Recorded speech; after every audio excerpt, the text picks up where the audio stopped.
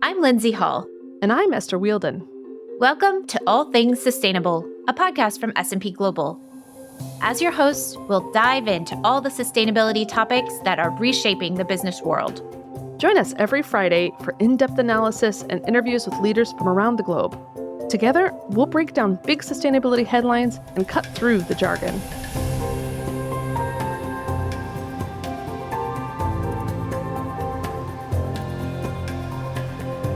On this podcast, we take the pulse of sustainability topics across industries and around the world. Last week, we launched a new mini-series of this podcast that we're calling CSO Insights, where we hear the perspective of chief sustainability officers. We started out our series in Southeast Asia, talking to big banks in the region, and today we're back with another installment. That's right. I spoke to Helge Muenkel, the chief sustainability officer at Singapore's largest bank, DBS. Helge starts off by describing the markets DBS serves and providing some background about the bank. You'll hear him mention SMEs, those are small and medium-sized enterprises, and he talks about the Net Zero Banking Alliance, or NZBA. That's a UN initiative that convenes member banks to align their lending, investment, and capital markets activities with net zero greenhouse gas emissions by 2050. Okay, let's dive in. Here's Helge. So the key markets, the largest ones, are those in China, Hong Kong, Taiwan, India, Indonesia, and Singapore. But we really operate across the entire region. Our largest shareholder is Singapore's Sovereign Wealth Fund, but we're publicly listed. And we are really a full-service bank. So we service retail customers, private banking, wealth, SMEs, large corporates, financial institutions, and so on. And now you've been in this role of CSO for a couple of years now. And I'd love to dive into the DBS sustainability strategy. What should our audience understand about those goals and the strategy? I think everything really starts with purpose. And what DBS is really quite special about is having a deep-rooted purpose. When we were actually founded just a few years after Singapore as a nation was born, we were founded as the development bank of Singapore, really a government arm which was meant to support the industrialization of the young nation. And we have never really forgotten about this. We're now a very different kind of bank in terms of pervasive transformation, innovation, and so on. But this deep-rooted purpose has never gone away. It's in our DNA. We want to do more than just being a financially strongly performing organization, doing well by doing good, doing real things for real people. This has always been at the forefront. And we have actually developed this vision statement that we want to be the best bank for a better world. And the latter part really encapsulates our approach to sustainability. And this really drives the sustainability agenda. I really firmly believe that purpose is what matters the most, is the essence. And that has really allowed us to develop a very comprehensive approach to sustainability. So the way we look at that is we have effectively three pillars. One is the outward-looking piece, which is how do we empower our customers to being more sustainable across all the customer segments. One cornerstone piece here is our climate agenda, where we have committed to aligning our lending and financing to net zero. The second pillar is the inward-looking piece. So how do we conduct ourselves as an organization? We have created quite a unique culture. Our people really feel cared for, invested in, connected, which we always see in the employee surveys which we run every year, which really shows stunning results. So it's about also diversity, equity, inclusion. Yes, in Asia, we still use this term. We use it proudly, creating equal opportunities for people. It's also about environmental matters. How do we run our own operations? And also there, we actually have science-based decarbonization targets. And then we have a third pillar, which we call Impact Beyond Banking. It's predominantly run by our foundation, the DBS Foundation, which just a little while ago, we upgraded quite a lot in terms of our commitment, which now is about up to 1 billion SGD over the next few years. And the DBS Foundation focuses predominantly on two themes. One is basic needs, and the other one is ultimately inclusion. So really going into the communities and doing a lot of fantastic work in that space. So it's very comprehensive. It's across environmental and social matters, and it's very deeply integrated into the organization. We just heard Helge say we still do that here in Asia in reference to diversity, equity, and inclusion. I asked him to explain how the bank is approaching sustainability in the current landscape where there's pushback in some parts of the world, like the US. Well, if it's about sustainability overall, then we have a very strong conviction. And the conviction is there are quite a lot of different sustainability challenges. By the way, if I just reference the United Nations Sustainable Development Goals, then we have 17. It's not only about climate, it actually cuts across environmental, social, and economic matters.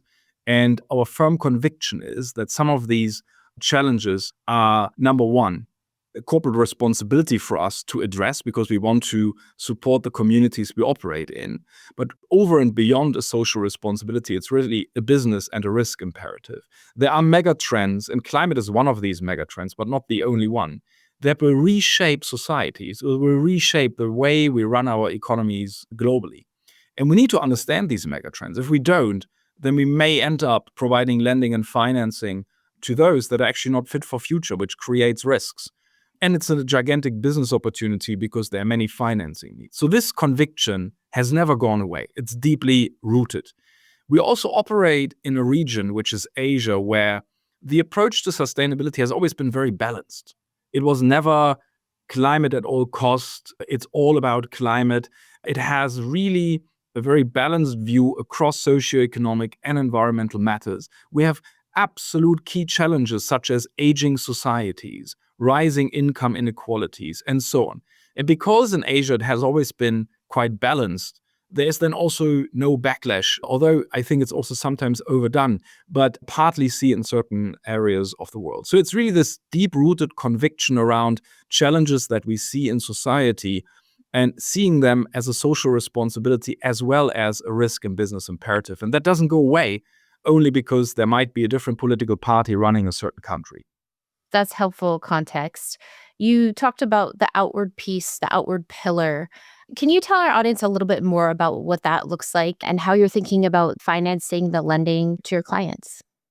Yeah, I mean, simplistically put, it's always funny when I'm at barbecue parties or so, then people always ask me, Helge, you work at a bank, so why do you talk about sustainability and climate action? So, I mean, simplistically put, we are providing lending and financing to corporates, and these corporates or other customers, and these do then something with that money.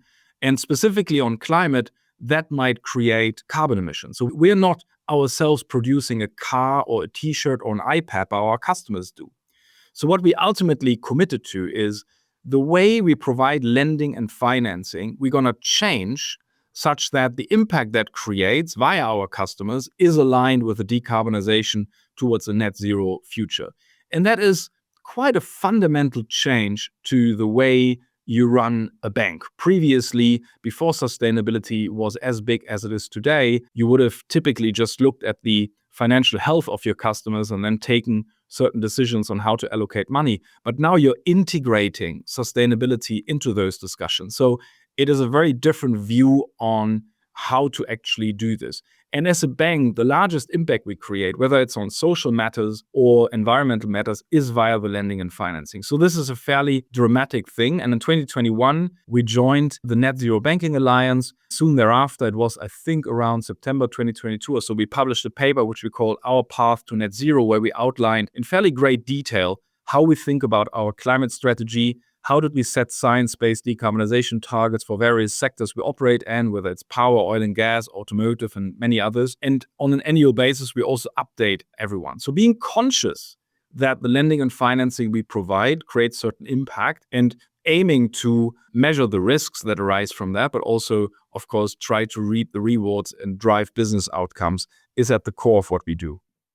Some big banks around the world, including some guests we've had on this podcast, have pulled out of the Net Zero Banking Alliance. But it sounds like that's not the case for DBS.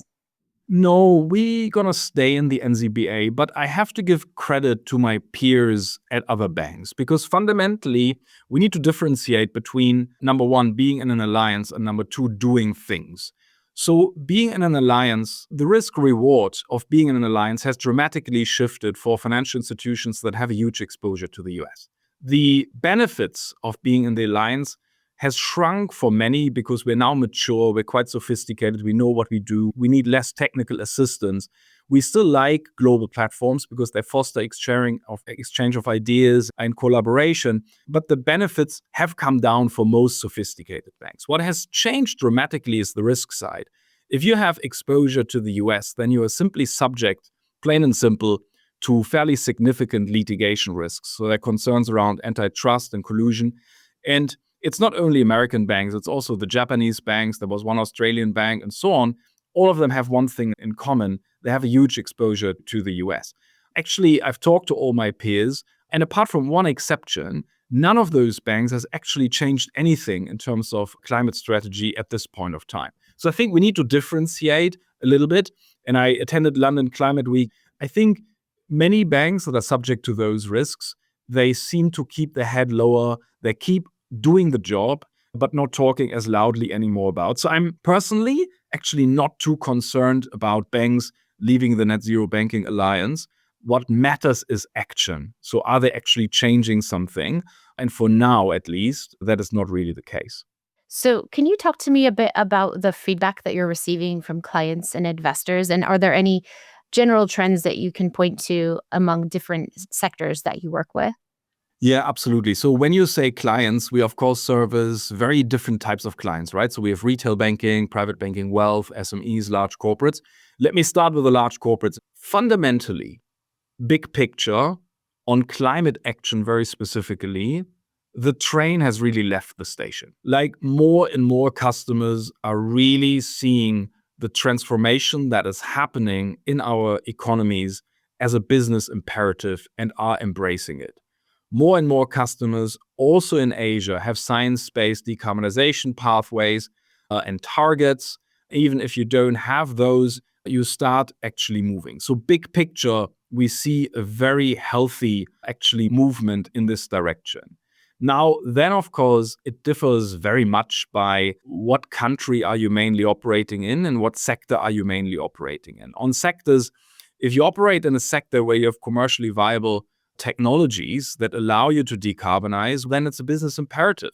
And we see this in the power sector quite a lot. More than half of our power book in the meantime is already in renewables, from offshore wind in Taiwan to solar PV in India. We also do a lot in energy storage, battery storage, and so on and so forth. We also see healthy movements in electrification in automotive and so on. If you operate in a sector where you don't have a commercially viable alternative at this point of time, then undoubtedly there is a bit less momentum. Think about aviation, think about the production of steel and places like this. So undoubtedly that is different. And then the country in which you operate is different. To me, the superstar globally in sustainability is China, hands down. I know that Europe and the UK are doing a very good job, and that should be acknowledged. But if you think about it, China has added more renewable energy capacity last year than the entire world together. China has the largest EV market in the world. China is the largest EV exporter in the world. China is dominating the battery value chain. China has added, I think, roughly twice the size of France in terms of forest coverage. I met my wife a long time ago in Shanghai. The other day, I was in Shanghai. I really had to call her and say, you can't believe it. I'm walking down the Bund here, which is a nice area at the river going through Shanghai. There's absolutely no air pollution anymore. And I checked statistics. Air pollution are down dramatically. You can't hear much sound anymore because there are only EVs running around in Shanghai.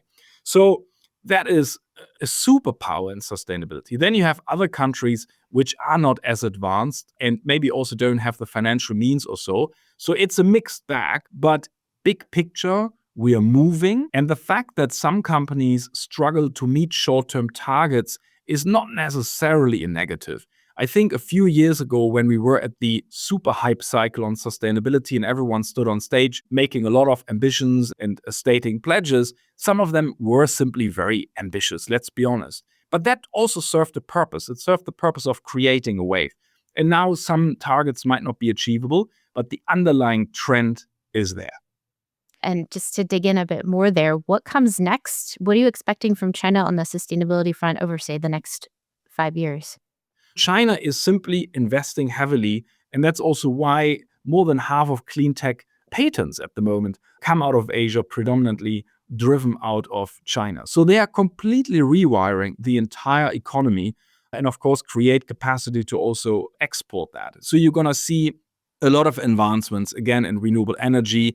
They're also investing, of course, in the grid which is very important. The electrification of mobility overall is quite clear. Advancements in battery technology. I think we were all shocked when the news came out not that long ago when BYD, I think, was the first off the block saying they can now charge a car 400 kilometers range in 5 minutes. I mean, who would have thought 6 to 8 months ago that this is possible?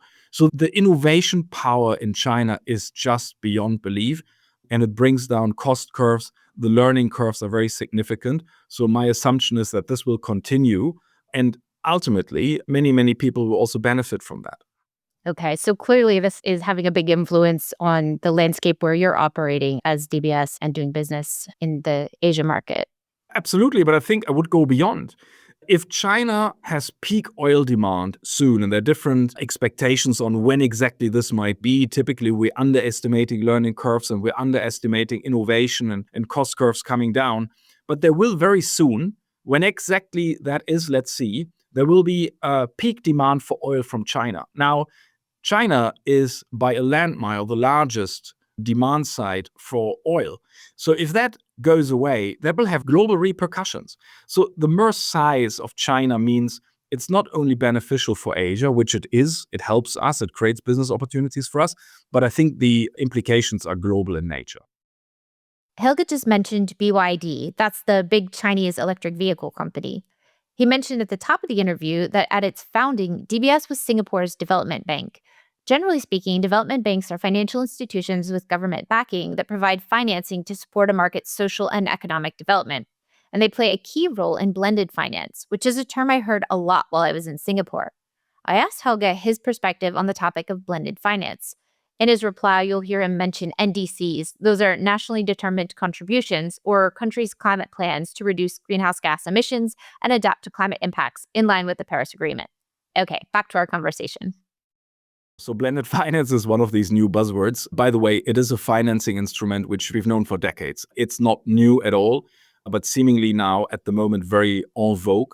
Despite all the positive things that I said that I truly believe in, we have a couple of challenges. One challenge is, for example, policy and regulatory certainty. So if you want the private sector to unleash CapEx spend and then the finance sector to finance it, you need to understand the direction of travel. So the more political and regulatory certainty you have, the better.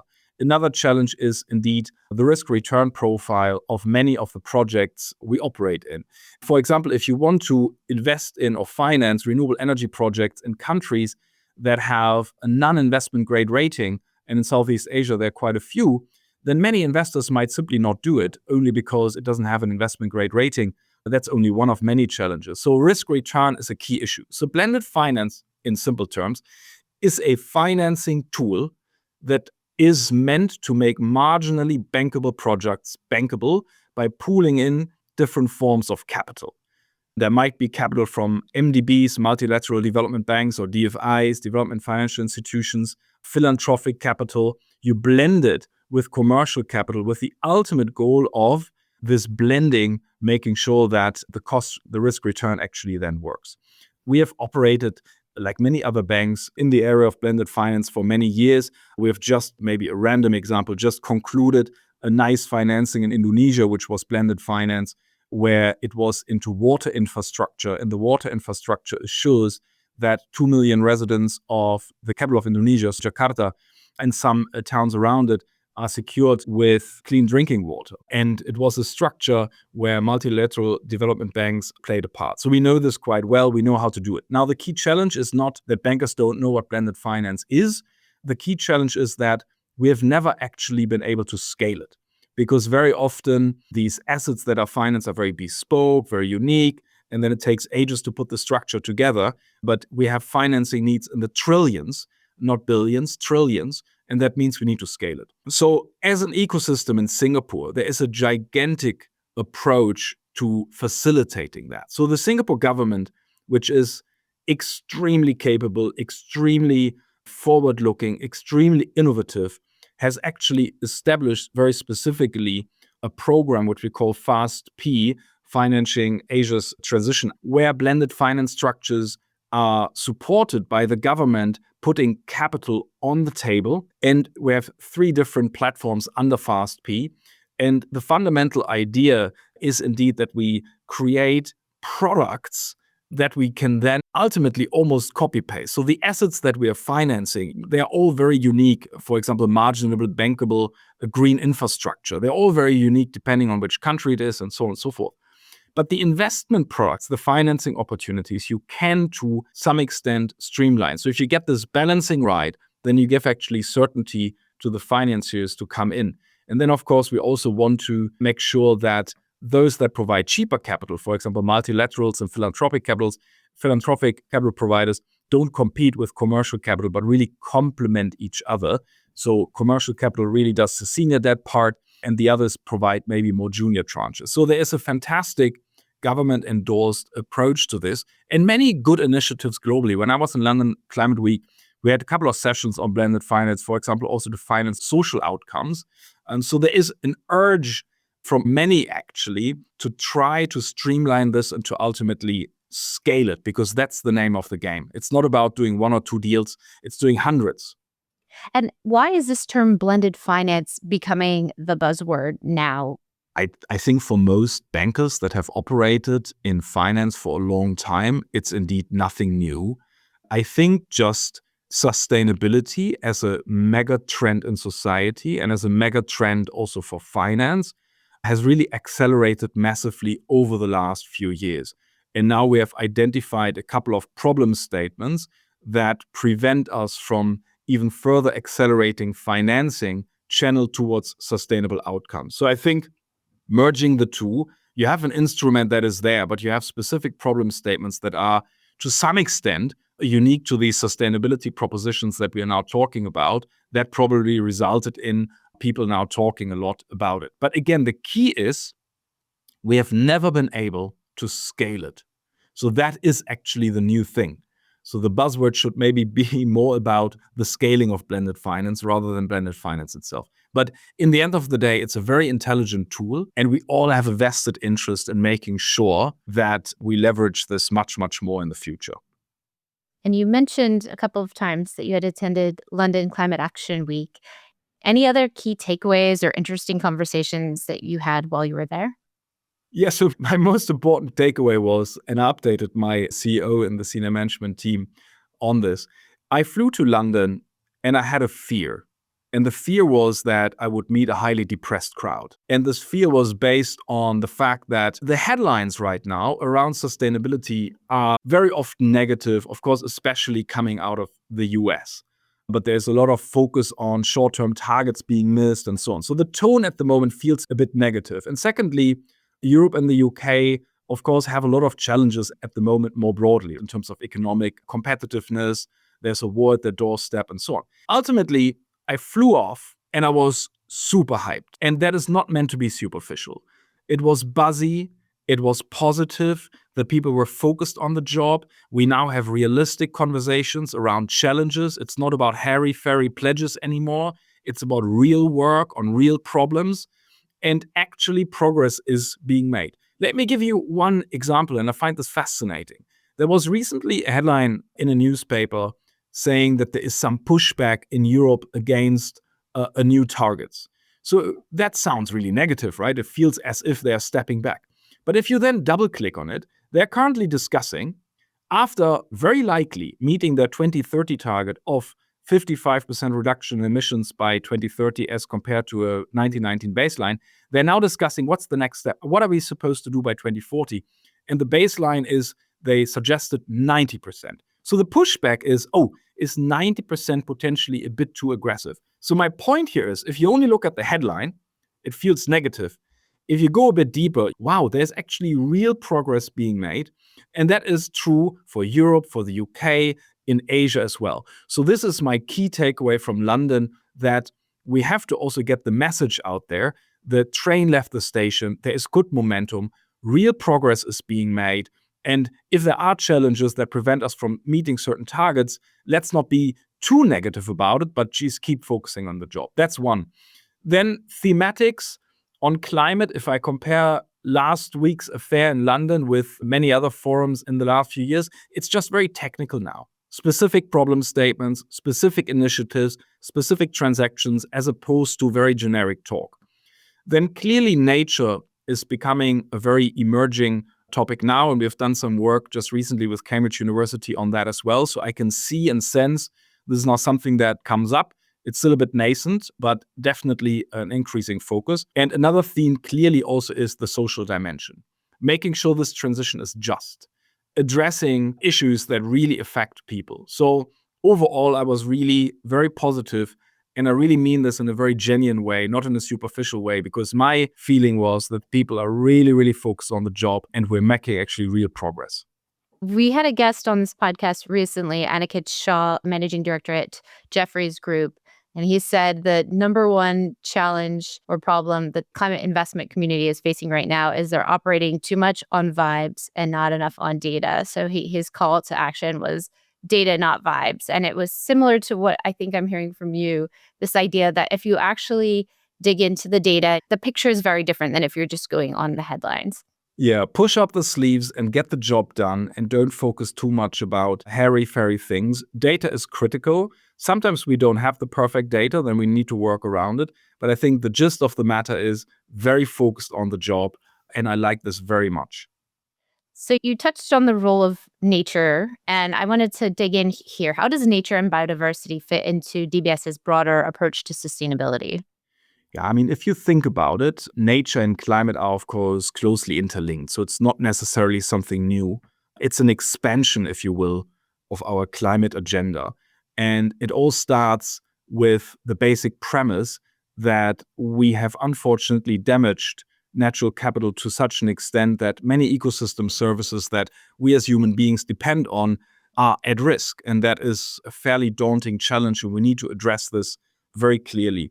Now, the last 18 months, we worked with Cambridge University on a project which was focused on nature-related risk management, where we ultimately had two phases. Phase one was analyzing our entire lending book and getting a better understanding on how dependent we actually are in the lending that we do on certain ecosystem services that nature provides. And then in phase two, we used the learnings from that to deep dive into sector scenario combinations. So example, we looked into an extended El Nino and what the impact of that would be on matters such as soil health or provision of water. And then we stressed this a little bit and ultimately translated it into financial risks for palm oil producers in Indonesia and Malaysia. So it's just really getting a better understanding the data, the models out there. It's now actually something that is easier for us in the sense that we've gone through this with climate over the last few years. Having said that, nature is just much more complex. So it's something that we now will focus on. But what is also very clear, and I made this also clear in various speeches that I did in London, we of course need a whole of ecosystem change. Like for climate, we need the entire ecosystem to embrace this. And what I mean by that is we need governments and regulators, the private sector, the finance sector, and the community at large all to work sync and sync. So if you think about climate, we had a Paris Agreement, then countries created NDCs that was translated into policies and regulations. Private sector acted, finance is financing it. That's a whole of theory of change. In nature, we're simply not yet there. We have the Global Biodiversity Framework, GBF, which is the Paris Agreement for nature, if you will.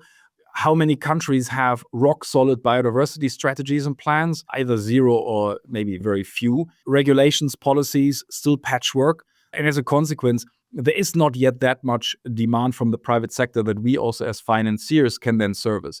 But what we need to do is firstly get our own house in order, understand this all better, and be an advocate. Talk about it. Talk to policymakers, regulators. And what I saw in London was promising because there was a lot of talk and an acknowledgement that we're all accountable, we're all responsible, we all have to do our bit, and we need to raise our voice so that the other parts of the ecosystem do the same.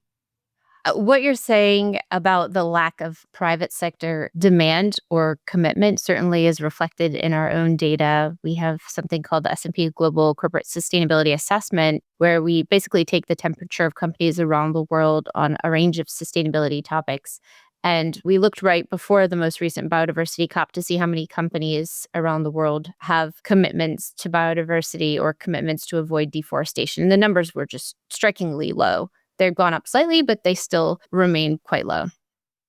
It doesn't surprise me because it fits this theory of change that we have that I just outlined, right? So a couple of things need to come into play. But let's be positive. At least there's more talk, there's more consciousness that we all need to move.